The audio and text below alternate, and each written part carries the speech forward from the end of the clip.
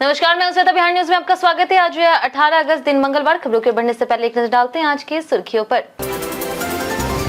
बिहार में फसल बीमा योजना को मिली मंजूरी। रबी 2026-27 से होगी लागू। केंद्र और राज्य सरकार मिलकर देगी प्रीमियम का हिस्सा। बिहार में युवाओं के लिए रोजगार के नए अवसर। विश्वविद्यालयों में डिप्लोमा से पीएचडी तक व्यावसायिक पाठ्यक्रम होंगे शुरू। आईआईटी आईआईएम के कोर्स बनेंगे आधार। बिहार के गांव में अपार्टमेंट निर्माण के लिए नया नियम लागू। जिला स्तरीय कमेटी की मंजूरी के बाद ही पास होगा नक्शा। छोटे भूखंडों पर 2 मंजिला मकान को मिलेगी छूट। बिहार में आंगनवाड़ी केंद्रों की निगरानी होगी सख्त। हर केंद्र पर बनेगी विकास समिति। पोषाहार से लेकर के बच्चों के स्वास्थ्य तक की होगी समीक्षा। बिहार में ईवी चार्जिंग इंफ्रास्ट्रक्चर को मिलेगी रफ्तार। 23 जिलों के 129 स्थानों पर स्टेशन स्थापित करने की तैयारी शुरू। बीएचईएल ने 6 जिलों में 72 स्थानों का किया सर्वे। नेपाल सीमा पर बिहार में बड़ी सख्ती। 194 एसएसबी चौकी और 70 थानों के तालमेल से अपराध तस्करी पर कसेगा सिकंजा। 1105 वाइब्रेंट विलेज परियोजनाएं पूरी करने के दिए निर्देश। सचिन को लेकर के शोएब अख्तर का बड़ा बयान। विराट के रिकॉर्ड के बावजूद तेंदुलकर को बताया नंबर 1। सचिन के तोड़े कई रिकॉर्ड और वनडे में लगाए 54 शतक। चलिए एक नजर डालते हैं अब तक की 25 बड़ी खबरों की ओर। रेलवे में 1010 अप्रेंटिस पदों पर 7 सितंबर तक करी आवेदन। इंडियन रेलवे के इंटीग्रल कोच फैक्ट्री यानी कि आईसीएफ चेन्नई ने एक्ट अप्रेंटिस 2026-27 के तहत 1010 पदों पर भर्ती निकाली है। ऑनलाइन आवेदन 8 अगस्त से शुरू हो चुके हैं और 7 सितंबर शाम 5:30 तक किए जा सकते हैं। इनमें 330 पद फ्रेशर्स और 680 पद एक्स आईटीआई उम्मीदवारों के लिए हैं। फ्रेशर्स के लिए 50% अंकों के साथ 10वीं पास होना जरूरी है, जबकि एमएलटी के लिए संबंधित विषयों के साथ 12वीं चाहिए। एक्स आईटीआई उम्मीदवारों के पास 50% अंकों वाली 10वीं और संबंधित ट्रेड का एनसीवीटी या फिर एससीवीटी प्रमाण पत्र होना चाहिए। फ्रेशर्स की उम्र 15 से 22 और आईटीआई उम्मीदवारों की 15 से 24 वर्ष होनी चाहिए। एससी एसटी को 5 और ओबीसी को 3 वर्ष की छूट मिलेगी। जनरल और ओबीसी फीस 100 रुपए है, जबकि एससी एसटी पीडब्ल्यूबीडी और महिलाओं के लिए आवेदन निःशुल्क है। फसल नुकसान पर किसानों को मिलेगी लागत के बराबर भरपाई। बिहार में वित्तीय वर्ष 2026-27 के रबी मौसम से प्रधानमंत्री फसल बीमा योजना लागू करने की स्वीकृति दी गई है। योजना के तहत किसानों को कृषि लागत के बराबर क्षतिपूर्ति सुनिश्चित होगी। किसानों को कम प्रीमियम देना होगा, जबकि प्रीमियम में केंद्र और राज्य सरकार भी अपना हिस्सा देगी। किसानों से कितनी राशि ली जाएगी, इस पर कैबिनेट की मंजूरी ली जाएगी। अगले वित्तीय वर्ष से मुख्यमंत्री फसल सहायता योजना समाप्त हो जाएगी। सहकारिता क्षेत्र में 186 दुग्ध समितियों, 618 पैक्स और अन्य समितियों को बैंक मित्र बनाया जाएगा। माइक्रो एटीएम से ग्रामीण बैंकिंग सेवाओं का विस्तार होगा। अन्न भंडारण योजना के तहत 36 से समितियों में 1000 से 2500 टन क्षमता वाले गोदाम बनाए जा रहे हैं। आईआईटी आईआईएम की तर्ज पर बिहार विश्वविद्यालयों में शुरू होंगे रोजगार परक पाठ्यक्रम। बिहार में युवाओं को रोजगार से जोड़ने के लिए विश्वविद्यालयों में नए व्यावसायिक पाठ्यक्रम शुरू किए जाएंगे। राज्यपाल सह कुलाधिपति सैयद अता हसनैन ने सभी विश्वविद्यालयों को रोजगार परक कोर्स लागू करने का निर्देश दिया है। विशेषज्ञ कमेटी ने डिप्लोमा, स्नातक, स्नातकोत्तर और पीएचडी स्तर के पाठ्यक्रमों को अंतिम रूप दे दिया है।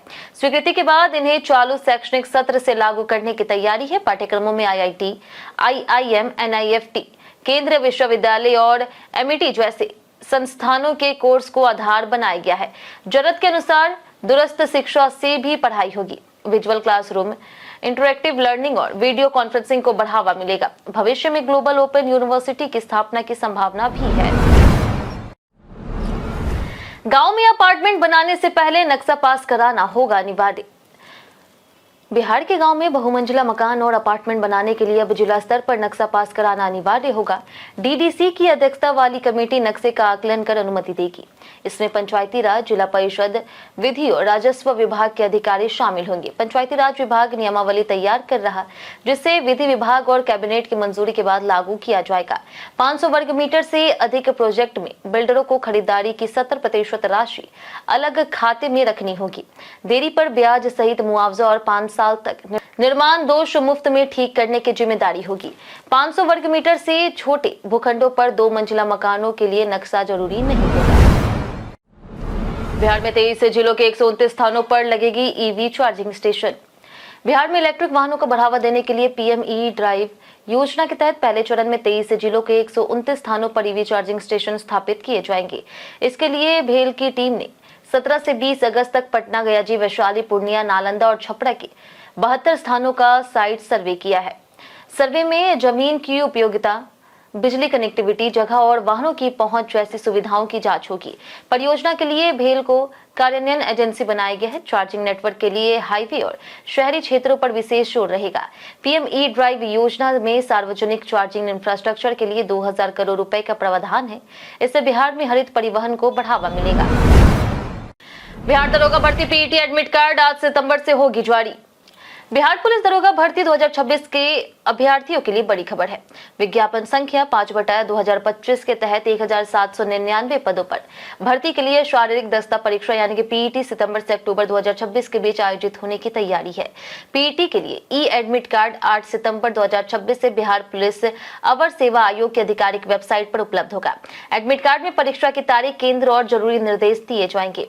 अभ्यर्थियों को सलाह दी गई है कि वे आयोग की वेबसाइट पर लगातार नजर बनाए रखें और एडमिट कार्ड जारी होते ही डाउनलोड कर ले। पीईटी चयन प्रक्रिया का अहम चरण है, इसलिए अभ्यर्थियों को शारीरिक तैयारी तेज रखने की सलाह दी गई। बिहार बोर्ड के छात्रों के लिए एक सनसनी खबर। 22 अगस्त को पहली बार बिहार बोर्ड के 9वीं से 12वीं तक के छात्रों के लिए होने जा रही बिहार प्रतिभा खोज परीक्षा, वो भी ऑनलाइन। ये मौका है अपनी टैलेंट दिखाने का, बिहार के स्टूडेंट्स के साथ कंपीट करने का और टॉप 10 में अपनी जगह बनाने का। अगर आप टॉप 10 में आते हैं तो जीत सकते हैं smart TV, mobile, smart watch, cycle और बहुत सारे एक्साइटिंग इनाम। तो 22 अगस्त को याद रखना, रजिस्ट्रेशन शुरू हो चुके हैं। आज ही PW ऐप पर अपनी क्लास के अकॉर्डिंग टेस्ट में इनरोल करो। बिहार में अब खनन क्षेत्र से 2 किलोमीटर दूर लगेंगे क्रशर प्लांट।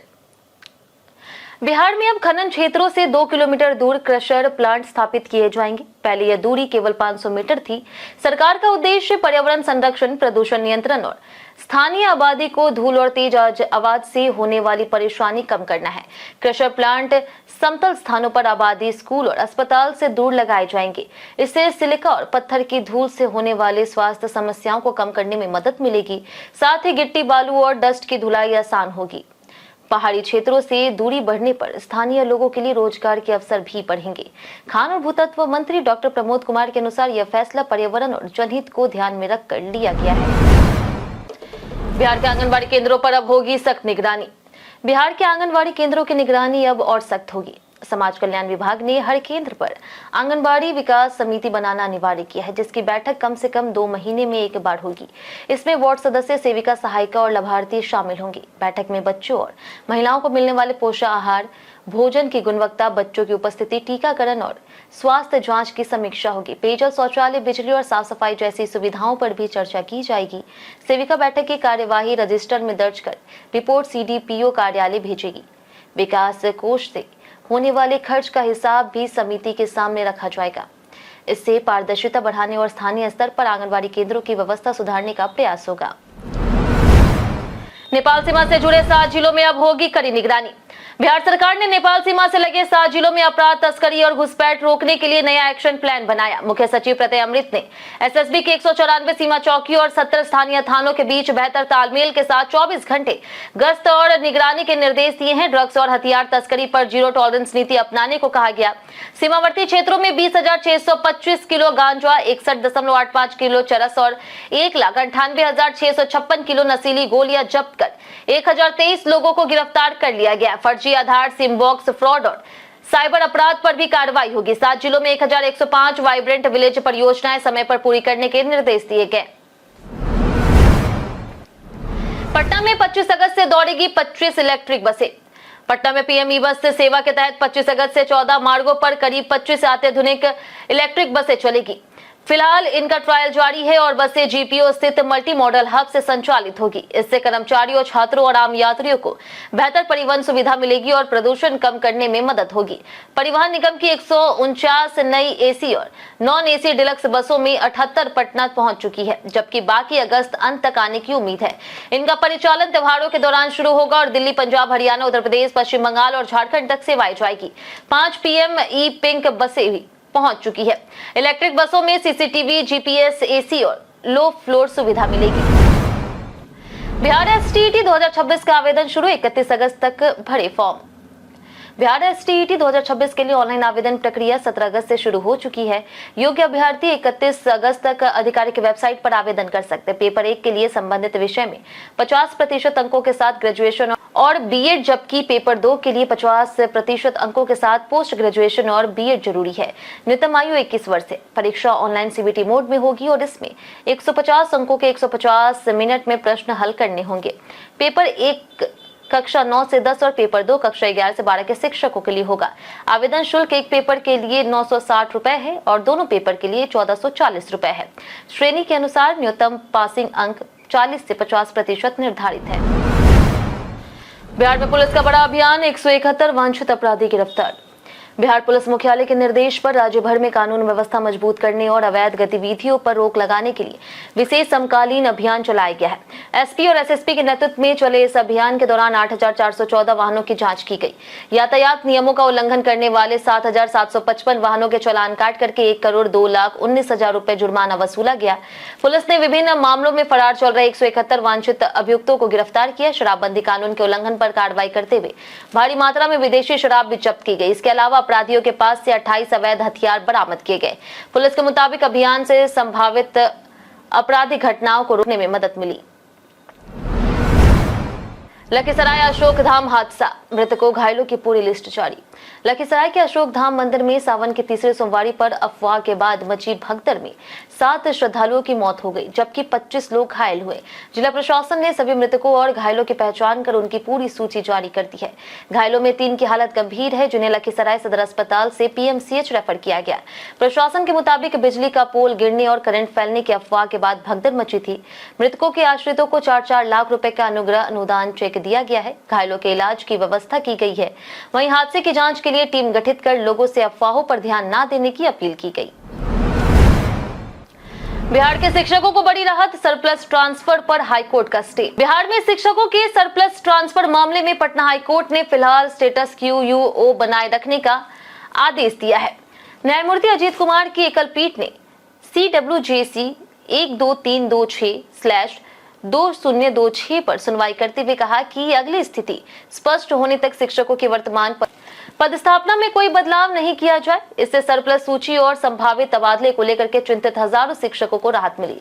शिक्षकों के वकीलों ने स्थानांतरण प्रक्रिया में विसंगति और उससे होने वाली मानसिक और व्यवहारिक परेशानियों का मुद्दा उठाया। अदालत के आदेश के बाद शिक्षा विभाग को मौजूदा व्यवस्था बनाए रखनी होगी। अब शिक्षकों की नजर अगली सुनवाई और सरकार के पक्ष पर है। फिलहाल सरप्लस ट्रांसफर प्रक्रिया प्रभावी रूप से रुकी रहेगी। भोजपुरी बवाल के मेकर्स पर खेसारी लाल यादव ने उठाए सवाल। भोजपुरी इंडस्ट्री के चर्चित शो भोजपुरी बवाल में पवन सिंह, निरहुआ, आम्रपाली दुबे और काजल रघवानी जैसे सितारे नजर आ रहे। हालांकि खेसारी लाल यादव इस शो का हिस्सा नहीं है। अब उन्होंने खुद इसकी वजह बताई। खेसारी के मुताबिक सबसे पहले यह शो उनके पास ही आया था, लेकिन उनकी फीस ज्यादा होने के कारण वह इसमें शामिल नहीं हुए। उन्होंने कहा कि वह महंगे हैं और अपने काम के लिए समझौता नहीं करते। इसके अलावा खेसारी ने शो के फॉर्मेट पर भी सवाल उठाए। उनका कहना है कि शो का नाम भोजपुरी बवाल है, लेकिन इसमें ज्यादातर बातचीत हिंदी में होती है। उन्होंने कहा कि ऐसे शो में भोजपुरी भाषा को प्राथमिकता मिलनी चाहिए। बिहार में जनगणना 2027 तक इन कर्मचारियों के ट्रांसफर पर लगी रोक।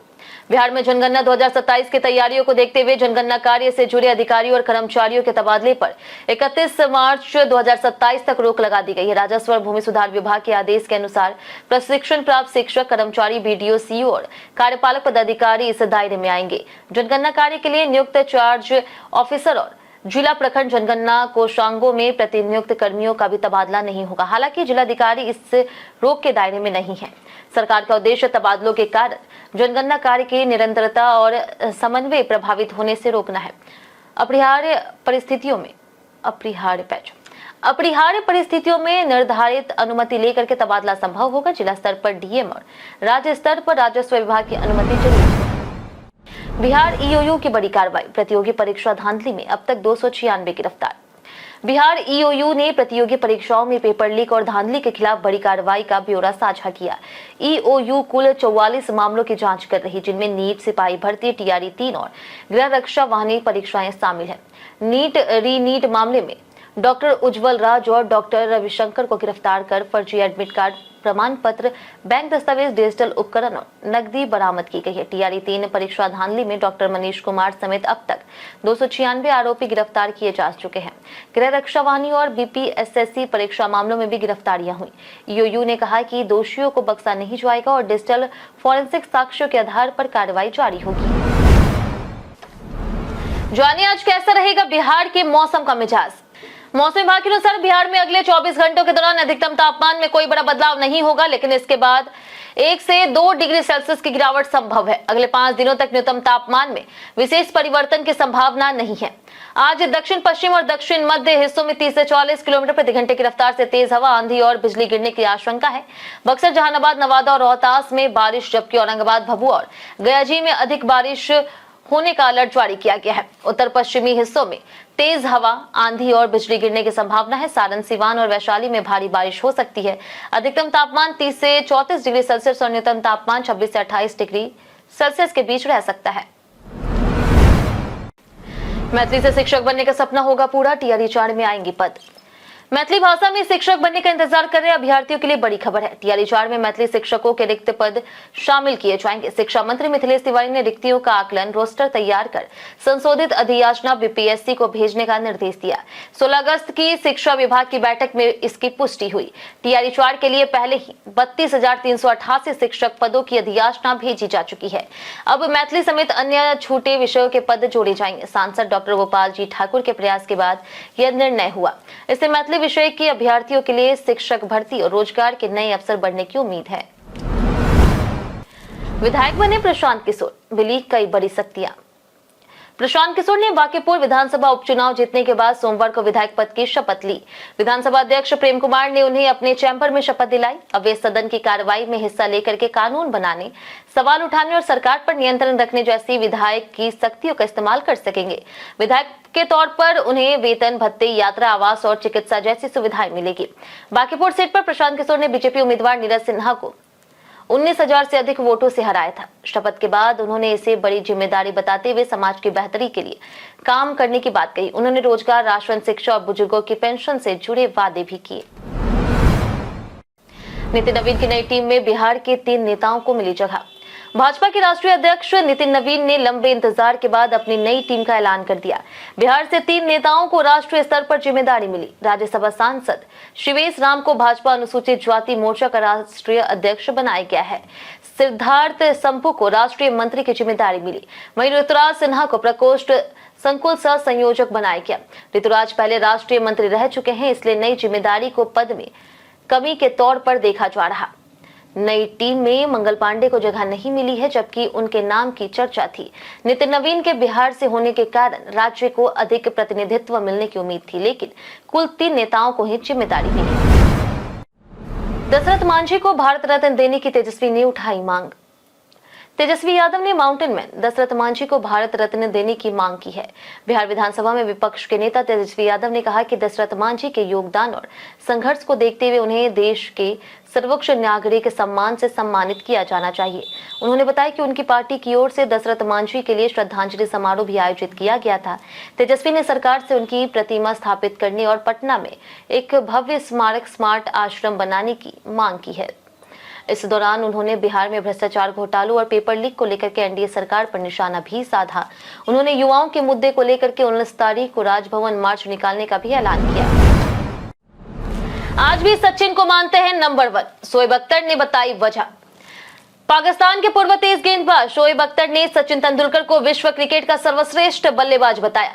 टीवी शो हंसना मना है में अख्तर ने कहा कि उन्होंने कई महान बल्लेबाजों को खेलते देखा, लेकिन उनके हिसाब से सचिन सबसे ऊपर। उन्होंने कहा कि उन्होंने सर विवियन रिचर्ड्स को खेलते हुए नहीं देखा, लेकिन इमरान खान, वसीम अकरम, मार्टिन क्रो और रिकी पोंटिंग जैसे दिग्गजों को देखा है। इसके बावजूद सचिन को उन्होंने अब तक का सबसे महान बल्लेबाज बताया और कहा कि वह आज भी अपनी राय पर कायम है। विराट कोहली ने सचिन के कई रिकॉर्ड तोड़े और वनडे में 54 शतक लगाए हैं, लेकिन अख्तर की पसंद में सचिन ही नंबर 1 है।